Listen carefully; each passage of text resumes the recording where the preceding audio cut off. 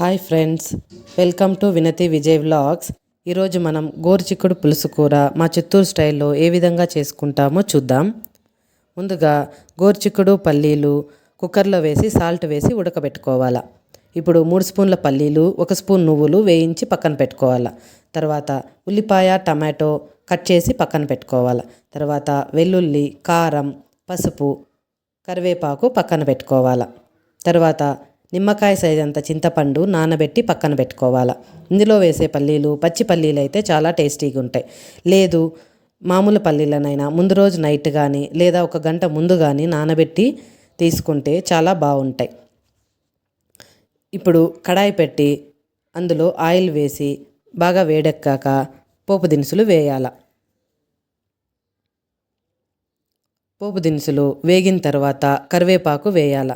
ఆయిల్లో కరివేపాకు ముందుగా వేస్తేనే ఆ ఫ్లేవర్ కూరకి బాగా మంచిగా వస్తుంది. తర్వాత ఉల్లిపాయ వేసి వేగనివ్వాలి. ఉల్లిపాయని సగం మాత్రమే వేగనివ్వాలి, అప్పుడే పులుసు కూరలో తినడానికి బాగుంటుంది. తర్వాత టమాటో ముక్కలు వేసి టమాటో ముక్కలు బాగా వేగనివ్వాలి. అందులో కొద్దిగా సాల్ట్ వేసి మూత పెట్టి వేగనివ్వాలి. అప్పుడు త్వరగా మగ్గుతాయి. టమాటో ముక్కలు బాగా మెత్తబడితే పులుసు చాలా చిక్కగా వస్తుంది. అప్పుడు పులుసు కూడా చాలా టేస్ట్గా ఉంటుంది తినడానికి. అందువల్ల కొద్దిగా సాల్ట్ వేసి మూత పెట్టి మగ్గనివ్వాలి. ఈ కూరని మా ఇంట్లో అందరూ చాలా ఇష్టంగా తింటారు. మా పిల్లలైతే మరీ ఇష్టంగా తింటారు. అందువల్ల నేను ఎక్కువగా చేస్తుంటాను. ఈ కూరని నేను మా అమ్మమ్మ దగ్గర నుంచి నేర్చుకున్నాను. నేను కూడా చిన్నప్పుడు చాలా ఇష్టంగా తినేదాన్ని. ఇది రాగి ముద్దతో తింటే చాలా టేస్టీగా ఉంటుంది. మీరు కూడా ఒకసారి ట్రై చేయండి.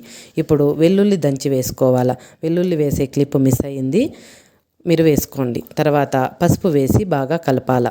పసుపు వేసి బాగా కలిపిన తర్వాత ముందుగా మనం ఉడకబెట్టుకున్న గోరుచిక్కుడు పల్లీలు ఇందులో వేయాల. గోరుచిక్కుడు పల్లీలని 1 విజిల్ మాత్రం రానివ్వాల. ఎందుకంటే అవి త్వరగా మెత్తబడతాయి. ముందే మెత్తగా ఉంటుంది చిక్కుడుకాయ, ఇంకా ఎక్కువగా మెత్తగా అయిపోతుంది. సో 1 విజిల్ మాత్రమే పెట్టుకోవాలి. పల్లీలు కూడా ముందుగా నానబెట్టుకొని ఉంటాం కాబట్టి అవి కూడా ఉడికిపోతాయి. ఇవి బాగా ఒక 2 నిమిషాలు బాగా కలిపి మూత పెట్టి వేగనివ్వాలి. తర్వాత మనం ముందుగా నానబెట్టుకున్న చింతపండును పులుసు తీసి ఇందులో వేసుకోవాలి. చింతపండులో బాగా మన పులుపుకి తగినంత వాటర్ వేసుకొని తర్వాత పులుసుకు కూడా సరిపోయే వాటర్ వేసి బాగా కలుపుకోవాలి.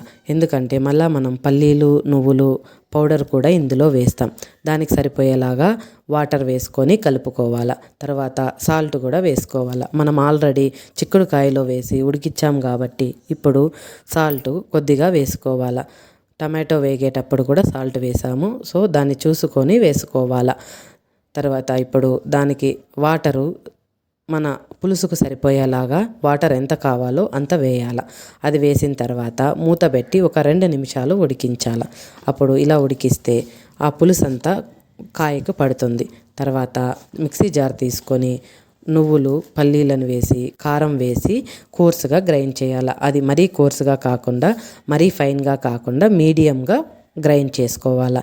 ఇప్పుడు ఈ గ్రైండ్ చేసుకున్న పౌడర్ని ఇందులో వేసి బాగా కలపాలి. ఇది బాగా కలిపి టేస్ట్ మనకి ఎంతవరకు కావాలో ఆ పులుపు కొద్దిగా తెలియాల. ఆ పులుపుకు తగినంత ఈ పౌడర్ కూడా వేసుకొని కలుపుకోవాలా. లేదు మాకు కొంచెం పుల్లగానే ఉండాలా, పులుపు కొంచెం మేము బాగా తింటాము అని అనుకుంటే పల్లీల పౌడర్ని కొంచెం తగ్గించుకొని వేసుకోవచ్చు. లేదు ఇంకా కొంతమంది మాకు పల్లీల పౌడరే అసలు ఇష్టం ఉండదు ఇందులో అని అనుకునే వాళ్ళైతే చింతపండు పులుసుని బాగా దగ్గరకు పెట్టేసి తీసుకోవచ్చు. అప్పుడు ధనియాల పొడి కూడా వేసుకోవాలి. ఇప్పుడు మనం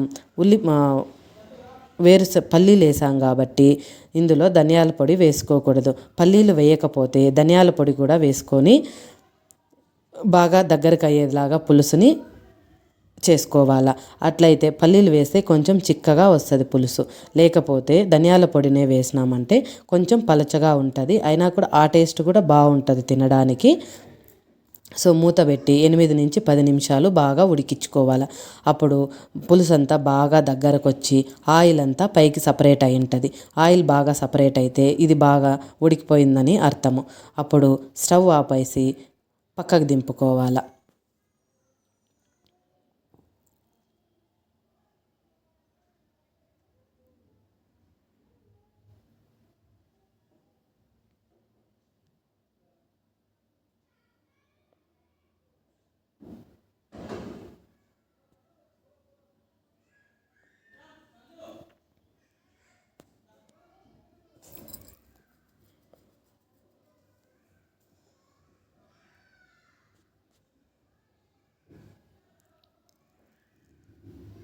ఇప్పుడు స్టవ్ ఆపేసి పక్కకు తీసుకొని సర్వ్ చేసుకుంటే చాలా ఎంతో టేస్టీగా ఉండే గోరుచిక్కుడు పులుసు రెడీ.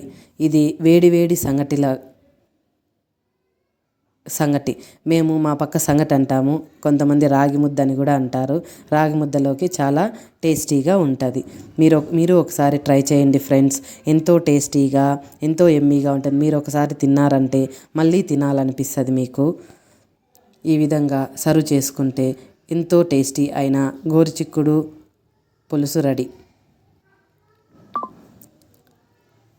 నా వీడియో మీకు నచ్చినట్లయితే please subscribe, share and comment me.